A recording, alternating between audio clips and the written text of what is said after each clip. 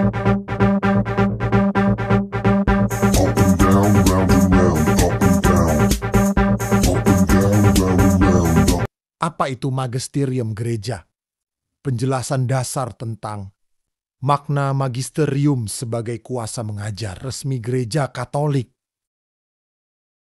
Pernahkah Anda bertanya, mengapa ajaran iman Katolik bisa tetap sama dari abad pertama sampai hari ini? Mengapa di setiap belahan dunia, dari Vatikan hingga desa kecil di pelosok, umat Katolik bisa mengaku iman yang sama, percaya akan Allah Tritunggal, menerima sakramen yang sama, dan membaca kitab suci yang sama? Rahasianya ada pada satu hal yang sering kita dengar, tapi jarang kita renungkan: magisterium gereja. Tanpa magisterium, iman kita bisa tercerai-berai, kehilangan arah, bahkan terseret pada kesesatan. Hari ini, kita akan masuk lebih dalam untuk memahami apa itu magisterium, mengapa penting bagi kita, dan bagaimana perannya menjaga iman kita tetap murni selama 2000 tahun. Magisterium adalah kuasa mengajar resmi gereja Katolik yang diwariskan dari Kristus kepada para rasul, dan dari para rasul kepada para penerusnya, yaitu paus dan para uskup. Dalam video ini, kita akan membongkar dasar-dasar magisterium, sejarahnya, bentuk-bentuknya, serta relevansinya bagi hidup iman kita hari ini. Saudara-saudari terkasih dalam Kristus, banyak orang Katolik mendengar istilah magisterium, tetapi tidak semua memahami dengan baik apa maknanya. Sebagian bahkan mungkin berpikir magisterium hanyalah urusan teolog, paus, atau para uskup di Vatikan. Padahal, magisterium erat sekali dengan kehidupan iman setiap umat, mulai dari doa sehari-hari, perayaan liturgi, hingga keputusan moral yang kita ambil. Dalam katekese ini, kita akan belajar bersama secara mendalam dan terstruktur. Kita akan menjawab pertanyaan mendasar. Apa itu magisterium? Mengapa Kristus memberikan kuasa mengajar kepada gerejanya? Bagaimana magisterium bekerja dalam sejarah dan dalam kehidupan kita sekarang? Dan apa artinya taat kepada magisterium bagi kita sebagai umat beriman?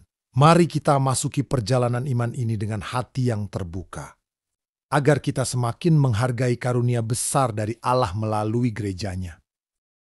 Magisterium berasal dari kata Latin magister, yang berarti guru atau pengajar. Dalam konteks Katolik, magisterium berarti kuasa mengajar resmi gereja, yaitu paus dan para uskup yang bersatu dengannya.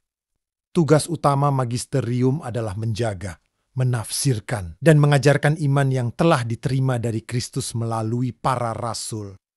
Katekismus Gereja Katolik KGK 85 menjelaskan tugas untuk menafsirkan sabda Allah, baik tertulis maupun diturunkan, dipercayakan hanya kepada majelis gereja yang hidup, yang kewibawaannya dilaksanakan atas nama Yesus Kristus, yaitu kepada paus dan para uskup yang bersatu dengannya.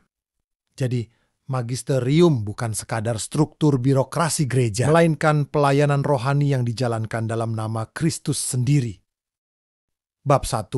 Akar biblis magisterium. Segala sesuatu dalam iman Katolik tidak berdiri di atas tradisi buatan manusia, tetapi berakar pada Kristus dan Injil. Magisterium juga demikian. Yesus sang guru sejati.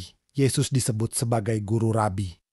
Dalam Yohanes 13 ayat 13, ia berkata, "Kamu menyebut aku guru dan Tuhan, dan katamu itu tepat. Sebab memang akulah guru dan Tuhan. Dari dialah segala pengajaran gereja bersumber." Yesus memberi kuasa mengajar kepada para rasul dalam Matius 28 ayat 19 sampai 20. Yesus memberi amanat agung, "Pergilah, jadikanlah semua bangsa muridku dan ajarlah mereka." Perintah ajarlah adalah dasar magisterium. Petrus sebagai batu karang Matius 16 ayat 18 sampai 19 engkau adalah Petrus dan di atas batu karang ini aku akan mendirikan gerejaku. Kepadamu akan kuberikan kunci kerajaan surga, kuasa. Mengajar dan memimpin gereja diberikan khusus kepada Petrus dan dilanjutkan oleh Paus, para rasul dan para penerusnya. Dalam Kisah Para Rasul 2 ayat 42, dikatakan jemaat perdana bertekun dalam pengajaran para rasul. Inilah bentuk awal magisterium. Bab 2, hakikat magisterium. Magisterium bukanlah lembaga duniawi, melainkan karunia Roh Kudus, hakikatnya 1. Pelayanan. Bukan kekuasaan magisterium melayani sabda Allah, bukan menguasainya.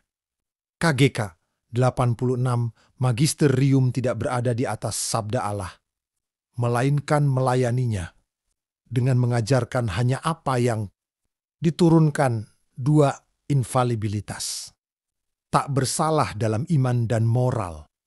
Yesus berjanji Roh Kudus akan membimbing gereja kepada seluruh kebenaran. Yohanes 16 ayat 13. Maka ketika Paus atau Konsili Ekumenis mengajarkan iman secara definitif, mereka dilindungi dari kesalahan. 3. Kolektif dan hierarkis. Magisterium bukan hanya milik Paus, tetapi juga para uskup dalam kesatuan dengan Paus bersama-sama. Mereka adalah kolese para pengajar iman. Bab 3. Bentuk magisterium. Ada 2 bentuk utama. 1. Magisterium. Luar biasa extraordinary magisterium ketika Paus berbicara ex cathedra tentang iman atau moral. Ketika Konsili Ekumenis merumuskan dogma. Contoh, dogma Maria dikandung tanpa noda 1854. Dogma Maria diangkat ke surga 1950. 2. Magisterium biasa ordinary magisterium. Pengajaran sehari-hari Paus dan para uskup, termasuk homili, surat gembala, dokumen ensiklik. Meski tidak selalu dogma, umat Katolik wajib memberi ketaatan religius pada ajaran ini. Bab 4. Sejarah perkembangan magisterium.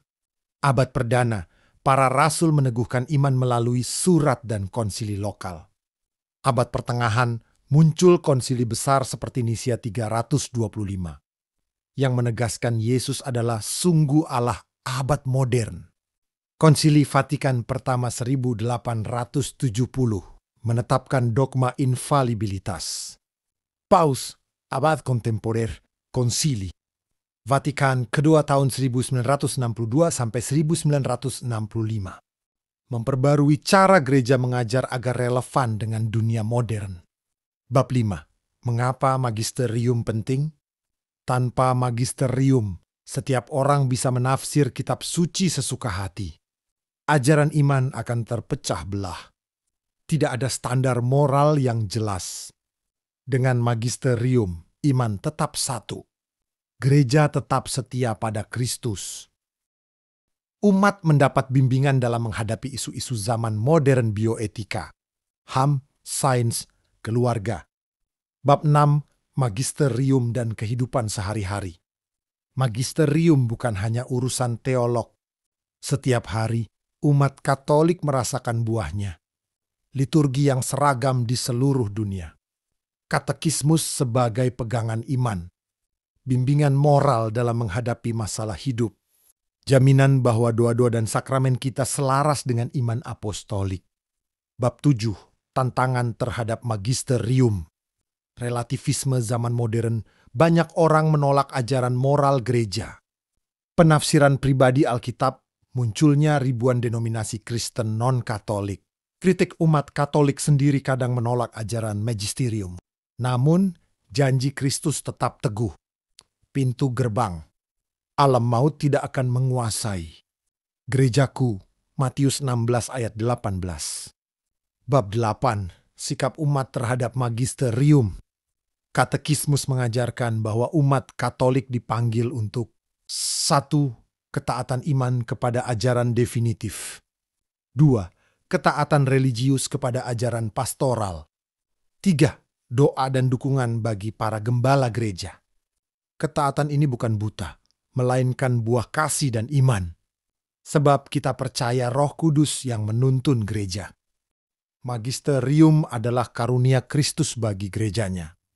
Tanpa magisterium, iman kita akan tercerai-berai. Dengan magisterium, kita dijaga dalam kebenaran, dilindungi dari kesesatan, dan dituntun menuju keselamatan. Paus dan para uskup bukanlah penguasa, melainkan pelayan sabda Allah, yang dengan rendah hati menyampaikan ajaran Kristus kepada kita. Saudara-saudari terkasih, semoga melalui katekese ini, kita semakin mencintai gereja dan ajarannya. Mari kita syukuri magisterium sebagai hadiah Roh Kudus, dan kita dukung Paus serta para uskup dengan doa. Dengan demikian, iman kita akan bertumbuh kokoh, dan kita dapat menjadi saksi Kristus di dunia. Jika Anda merasa katekese ini bermanfaat, jangan lupa untuk klik tombol like, subscribe ke channel ini. Bagikan video ini agar lebih banyak umat mengenal iman Katolik. Dan tuliskan di kolom komentar apa hal baru tentang magisterium yang paling menyentuh hati Anda. Semoga saudara-saudari yang mendengarkan dan menonton video ini selalu diberkati oleh Tuhan. Amin.